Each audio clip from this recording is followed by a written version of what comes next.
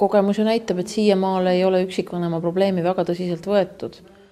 Et ma saan aru, et 1. juulist siis jõustub seadus, kus hakatakse piirama juhtimisõigust nendel inimestel, kes oma laste elatist ei maksa.